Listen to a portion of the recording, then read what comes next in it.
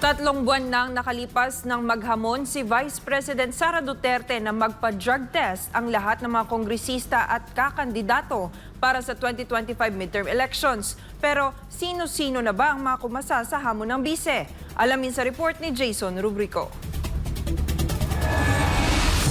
Let us make this an election issue. Dapat lahat ng mga young guns na kandidato, lahat ng mga congressional candidates ay magpa-drug test. So ngayon na, ayun na, magpa-drug test tayong lahat. Yan ang hamon ni Vice President Sara Duterte 3 buwan na ang nakalilipas sa mga kongresista at mga kumakandidato ngayong halalan. Higit 1 buwan matapos yan ay hinamon naman ng bise ang mga nagtatrabaho sa Office of the President, sa Senado at sa lahat ng ahensya ng gobyerno na sumailalim din sa drug test. Pero sino-sino na ba ang kumasa sa hamon ng pangalawang Pangulo? Kabilang sa mga nagpa-drug test ay ang kanyang kapatid na si Davao City 1st District Representative Paulo Duterte.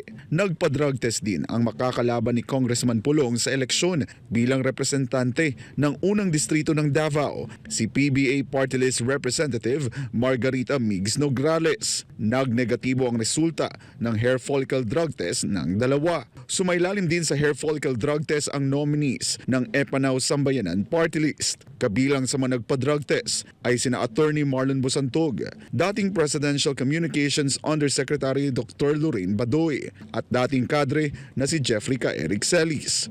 Kumasa rin sa hamon si Las Piñas Congressional Aspirant Barry Tayam at nagnegatibo rin ang resulta. Ilang buwan na lang ay eleksyon na. Muli na naman tayong pipili ng mga uupo sa mga posisyon sa gobyerno. Pero sino pa kaya ang mga matatapang na sasailalim sa drug test at papatunayan sa taong bayan na sila'y karapat-dapat na pagkatiwalaan? Para sa Diyos at sa Pilipinas kumahal, ako si Jason Rubrico, SMNI News.